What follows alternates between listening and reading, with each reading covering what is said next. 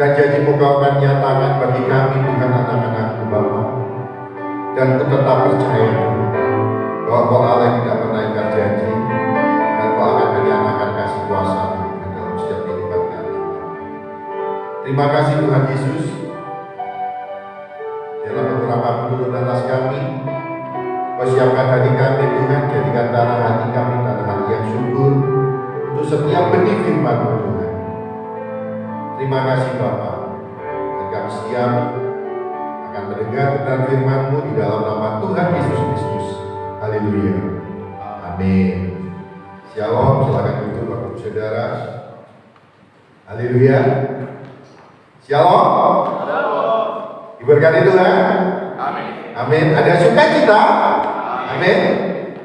Sebab Dialah sumber sukacita dalam setiap kehidupan kita, dan Dia Allah yang selalu menyertai kita. Amin.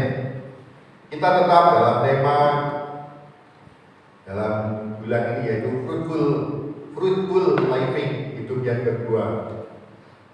Di dalam Yohanes 15 ayat 16 dikatakan, bukan kamu yang memilih aku, tetapi akulah yang memilih kamu, dan aku telah menetapkan kamu supaya kamu pergi dan menghasilkan buah, supaya dan buahmu itu tetap, supaya kamu dan supaya apa yang kamu minta kepada Bapa dalam namaku diberikannya kepadamu. Amin. Di dalam Yohanes 15 ayat 16, kalau kita baca keseluruhannya itu yang mulai dari Yohanes 15 ayat 1 sampai habis di dalam satu pasal itu tentang apa? Tentang pokok arti, tentang kehidupan yang berbuah. Dan Tuhan katakan apa?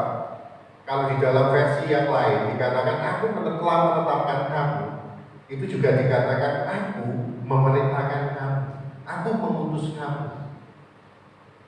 Jadi apa? Di dalam kehidupan kita berbuah itu adalah Tuhan yang mau. Berbuah adalah tujuan Tuhan memilih saudara dan saya. Katakan apa? Berbuah adalah tujuan Tuhan supaya kita hidup memuliakan nama Tuhan. Sebab dikatakan apa? Bukan kamu yang memilih aku. Jadi bukan kita yang memilih Tuhan. Sekali lagi jelas dikatakan di sini, bukan kamu yang memilih aku, tetapi kata Tuhan apa? Aku yang memilih aku. Jadi apa? Tuhan memilih kita dengan dasar apa? Apakah Tuhan memilih kita dengan dasar kemampuan kita, kecakapan kita, atau sesuatu hal yang lain? Tidak. Tuhan memilih kita itu karena kasih karunia dan anugerah-Nya. Kalau di dalam 1 Korintus 26 ayat 29, siapa kita sebelum dipilih? Dikatakan apa? Ingat saudara-saudara, bagaimana keadaan kamu ketika kamu dipanggil. Menurut ukuran manusia, tidak banyak orang yang bijak, tidak banyak orang yang berpengaruh, tidak banyak orang yang terpandang.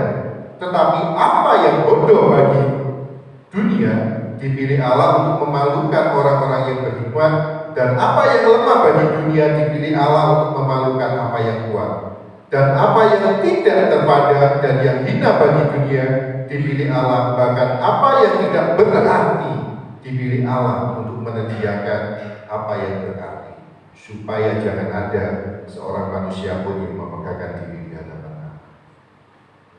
Siapa kita di hadapan Allah? Tidak ada artinya. Kita bukan siapa-siapa, tapi karena kasih karunia Tuhan memilih. Kita dipilih dari segala bangsa, dan Tuhan memilih kita itu spesial. Amin. Tuhan telah memilih kita dengan maksud dan tujuan supaya apa? Supaya kita pergi dan menghasilkan.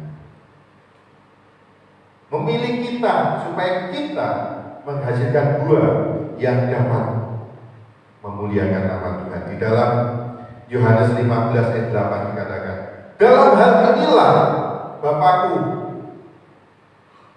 dalam hal inilah Bapakku dipermuliakan, yaitu apa?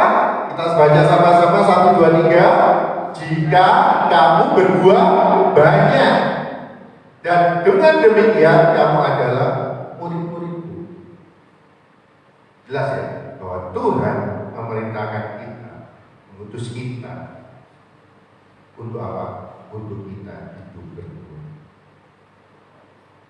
Tujuannya untuk memuliakan Allah. Ada amin? Untuk memuliakan nama Tuhan. Dan dikatakan apa? Buahmu itu tetap. Artinya buah tetap itu buah yang kekal.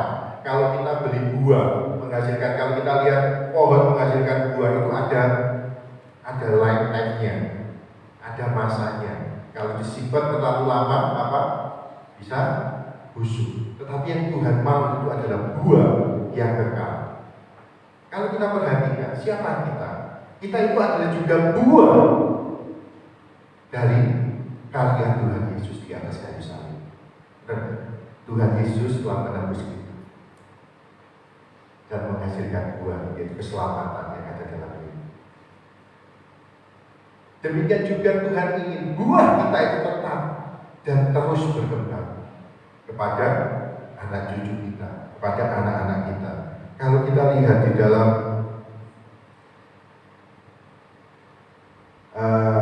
Timotius katakan apa? Dari neneknya Louis turun ke mamanya Yudiga dan juga ke Timotius. Itu apa? Buah yang tetap.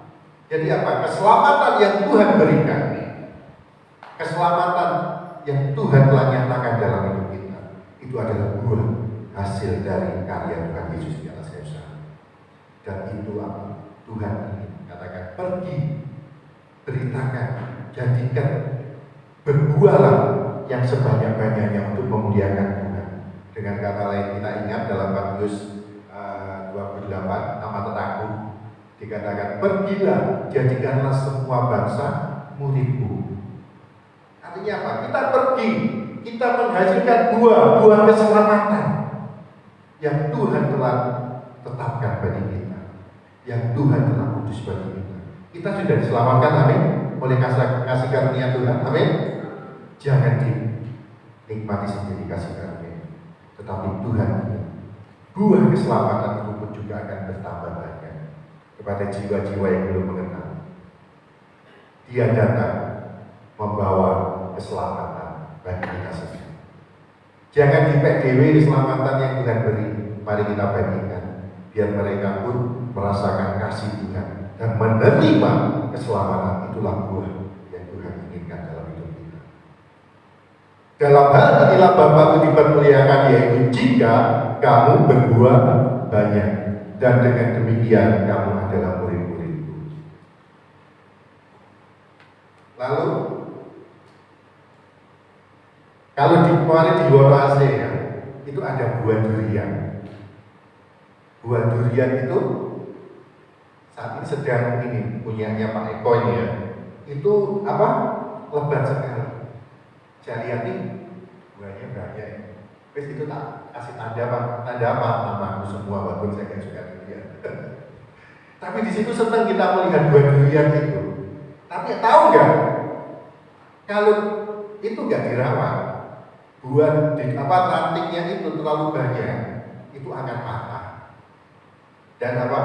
Sia-sia, itu akan jatuh. Dan kalau mau menghasilkan buah durian yang maksimal, itu harus ada yang dipangkas, dikurangi, dijadikan hanya satu pohon itu 50 buah, itu akan menghasilkan buah yang maksimal. Demikian juga Tuhan merindukan kita menghasilkan buah yang maksimal. Amin. Buah yang maksimal. Katakan maksimal. Maksimal berbuah. Demikian juga kalau kita lihat di dalam Yohanes 15 ayat 2, setiap ranting padaku yang tidak berbuah apa? Dipotongnya. Dan setiap ranting yang berbuah dibersihkannya supaya ia lebih apa? Banyak berbuah. Jika kita berbuah banyak, itu memuliakan nama Tuhan. Tapi Tuhan juga memproses hidup kita. Artinya apa? Kalau nggak berbuah ya dipotong. Tetapi kalau sudah berbuah, itu apa? Di pruning, artinya apa? Dibersihkan supaya lebih banyak berbuah. Kalau lihat anggur di sini ya, jadi apa? Daun-daunnya itu dikurangi, dibersihkan supaya buahnya itu menjadi buah yang maksimal. Jadi jelas ya bahwa tujuan Tuhan memilih kita dari sini jelas sekali bahwa tujuan Tuhan memilih kita satu, yaitu hanya berbuah supaya hidup kita hidup yang berbuah. Sekarang pertanyaannya, mengapa ada yang tidak berbuah? Mengapa? Itu menjadi pertanyaan bagi kita.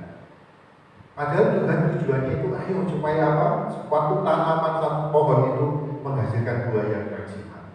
Tetapi juga ada yang tidak berbuah. Demikian juga hidup kita. Tuhan menginginkan menetapkan kamu, memilih kita, menugaskan kita supaya kita berbuah. Tetapi dalam kehidupan kita tidak berbuah.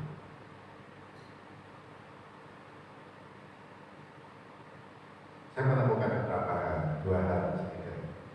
Di situ dikatakan tidak berbuah karena Kristen KTP. Kristen tanpa pertobatan. KTP-nya Kristen, di mana-mana ditanya agama Kristen, tetapi tanpa pertobatan itu tidak akan bisa menghasilkan. Karena apa? Hanya Kristen KTP-nya saja. Kalau misalnya dipanggil ke surga, KTP-nya saja yang masuk surga. Artinya apa? Benar hidupnya Kristen tetapi tidak menghidupi Kristus di dalam, itu tidak akan menghasilkan buah.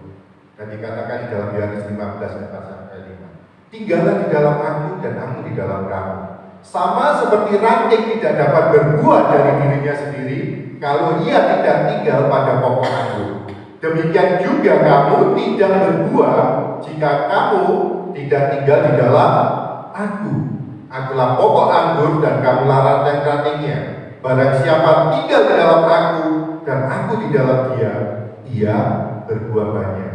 Sebab di luar aku, kamu tidak dapat berbuat apa-apa.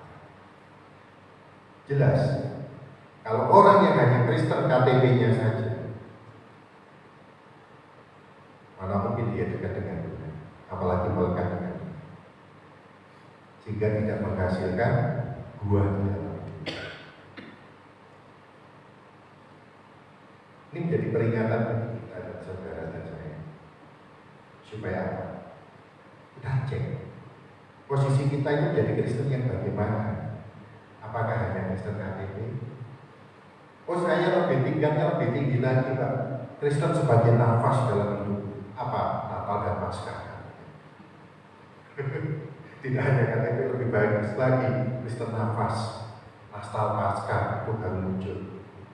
Bagaimana bisa berbuah dengan Tuhan aja tidak tinggal dengan Tuhan sebagai identitas agama saja. Itu dipastikan hidup yang tidak akan berbuah. Jangan sampai di sini. Tapi Tuhan mau kita hidup, kita bertumbuh dan berbuah. Amin. Amin. Bilang kanan kiri, jangan jadi Kristen KTP. Jangan jadi Kristen KTP, gak akan berbuah. Yang kedua, mati. Secara rohani mati. Kalau sudah mati, gak mungkin dia akan berbuah. Benar gak? Pernah gak kita melihat buah dari pohon yang mati? Gak mungkin. Demikian juga Tuhan gak ingin dengan pohon yang mati. Makanya dia katakan, kalau kamu di luar aku, kamu gak akan bisa berbuah. Artinya apa? Kalau kamu tidak tinggal di dalam aku, kamu tidak bisa melakukan sesuatu yang besar. Kita harus di posisi yang tepat. Seperti pesan, yang satu pesan yang dapat saya terima dari kemarin waktu Natal kita. Kalau kita di tempat yang benar, kita akan menghasilkan perkara yang benar, melakukan hal yang benar. Tapi kalau di tempat yang salah, ya salah sama usia. Gampangnya seperti itu. Oleh karena itu, kalau kita tidak berbuah, karena apa? Kita mati. Lihat apa yang firman Tuhan katakan. barang siapa tidak tinggal di dalam aku, dia dibuang ke luar seperti ranting dan menjadi kering. Kemudian dikumpulkan orang dan dicampakkan ke dalam api, lalu apa? Dibakar. Sudah mati, tidak ada gunanya. Ini lebih parah lagi daripada hanya Kristen KTP atau Kristen nafas. Kalau Kristen KTP, Kristen nafas masih bisa muncul, baik itu Natal atau Paskah. Tapi kalau ini sudah mati, dia tidak merasakan hidup kekristenan lagi. Dia hanya hidup seperti orang-orang yang ada di dunia. Tidak punya pengharapan, namanya saja mati. Tidak punya pengharapan, hidup semaunya. Tuhan gak ingin seperti itu. Karena apa? Tujuannya binasa lagi, akan dibakar. Tapi itu menjadi pengingat akan kita semua, bahwa tujuan awal Tuhan memilih kita yaitu apa? Berbuah. Tujuan awal. Dari dua ini, saya berdoa supaya tidak ada di tempat ini. Amin. Kristen KTP atau bahkan Kristen KTP secara rohani. Karena apa? Dampaknya itu sangat gak enak. Dan akhirnya adalah kebinasaan. Apalagi kalau hidup kita dikatakan Kristen tanpa buah. Kristen tanpa buah. Apa yang dimaksud Kristen tanpa buah? Ya tidak menghasilkan apa-apa hidup kita. Firman Tuhan mengingatkan, barang siapa tidak tinggal di dalam aku, yang pertama tadi sudah dijelaskan apa? Dicampakkan ke dalam api lalu dibakar.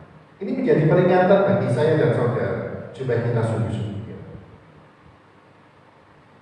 Dan ayat berikutnya juga dikatakan suatu perumpamaan. Lalu Yesus mengatakan perumpamaan ini. Seorang mempunyai pohon ara yang tumbuh di dalam kebun anggurnya, dan ia datang untuk mencari buah pada pohon itu.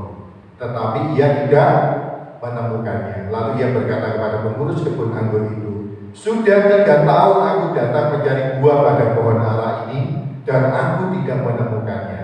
Tebanglah pohon ini. Untuk apa dia itu ditanam ini dengan percuma? Tuhan sudah memberikan kesempatan untuk kita berbuah. Tapi kalau kita diberikan kesempatan terus tetapi tidak berbuah, apa? Ditebang walaupun itu pohonnya subur. Bahkan Yesus ya pernah mengutuk pohon ara juga. Karena apa? Didapatinya pohon ara itu begitu subur, ternyata hanya daunnya saja, tidak ada buahnya. Itu juga menggambarkan apa? Kadang kehidupan kita itu hanya datang tiap minggu datang, beribadah, tetapi tidak menghasilkan apa-apa. Karena saat datang ya hanya datang saja pada Tuhan. Saat datang memuji Tuhan, tetapi apa? Hanya di luar saja, tetapi dalam hatinya kita tidak memiliki keintiman dengan Tuhan. Di dalam hidupnya tidak melakukan apa yang Tuhan suruh. Sehingga Kristen yang hanya mengalir boleh mengalir, tapi kalau mengalirnya kintir itu kemana-mana tanpa tujuan. Oleh karena itu sungguh-sungguh kita datang kepada Tuhan dengan kerinduan. Kita sebagai orang percaya kepada Tuhan menghasilkan buah. Karena pohon itu akan ditebang. Dan Tuhan gak ingin, bahkan diberikan kesempatan 3 tahun loh. Kok gak berbuah, tebang aja. Kata pemilik tanah itu adalah suatu gambaran. Jangan menganggap wah ini zaman kasih karunia kok, nanti aja bertobat kalau sudah tua. Siapa bilang yang meninggal itu yang tua? Yang muda pun juga banyak yang meninggal duluan. Benar gak kalau kita perhatikan? Usia tidak bisa menentukan kapan kita mati. Yang Tuhan katakan apa? Siap sedialah, berjaga-jagalah, karena kita tidak tahu kapan waktunya. Karena itu apa? Mari kita menjadi orang yang Kristen katanya, tapi jangan sampai kita tidak benar. Bahkan ini yang menjadi peringatan bagi kita sendiri. Dikatakan, kapak sudah tersedia pada akar pohon, dan setiap pohon yang tidak menghasilkan buah yang baik, dikatakan apa? Pasti ditebang dan dibuang ke dalam api. Tidak ada ampun dengan sesuatu yang tidak berguna. Makanya sedikit yang dipilih oleh Tuhan, banyak yang dipanggil tapi sedikit yang dipilih. Banyak orang Kristen tapi hanya sedikit mereka yang sungguh-sungguh.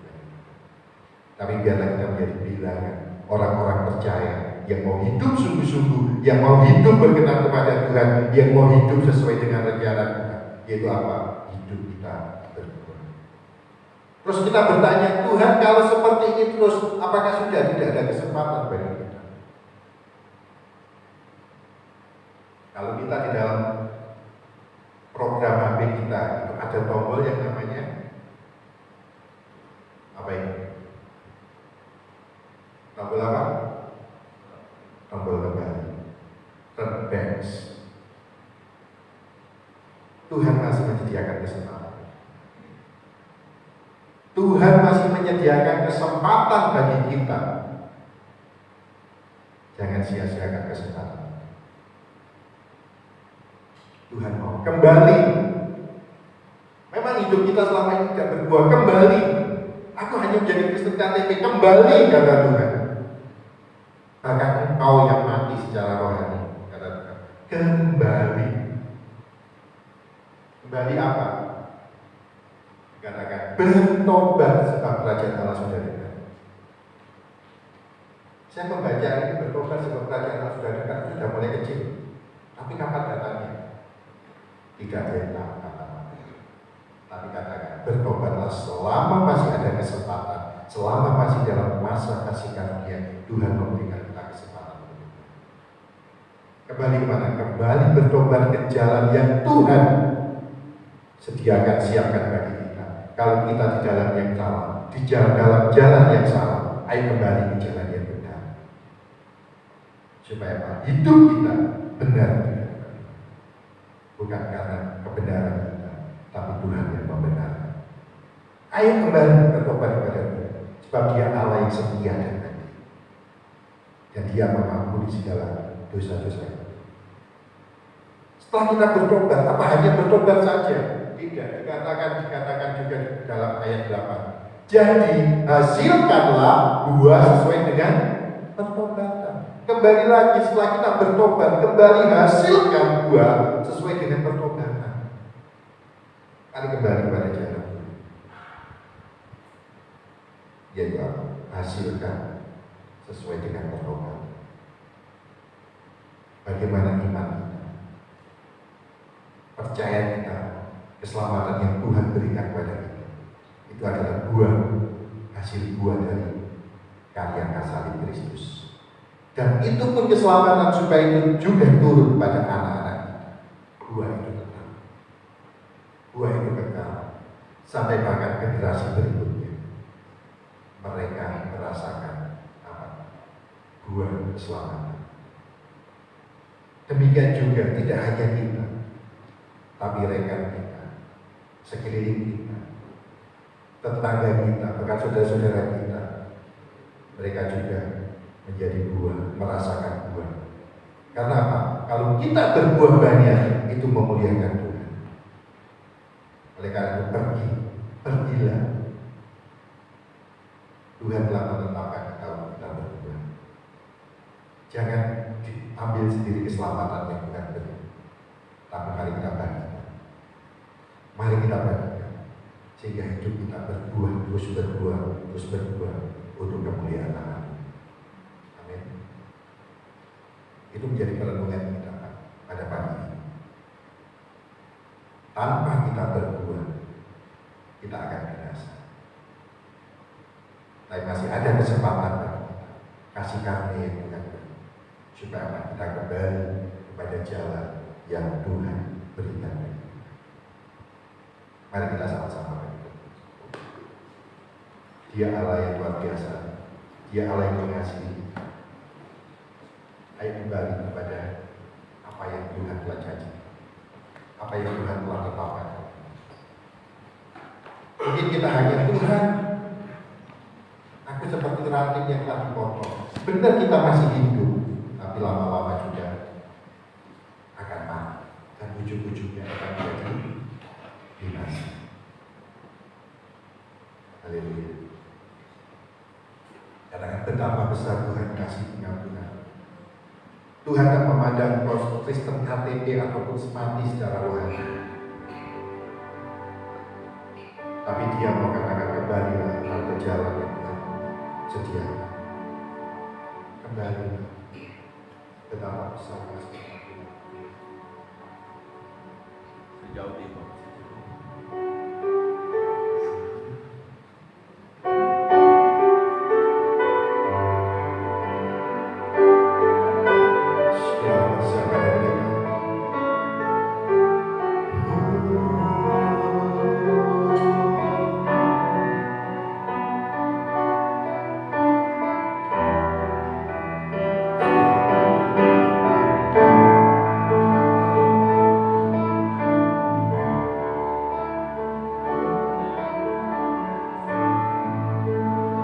betapa besar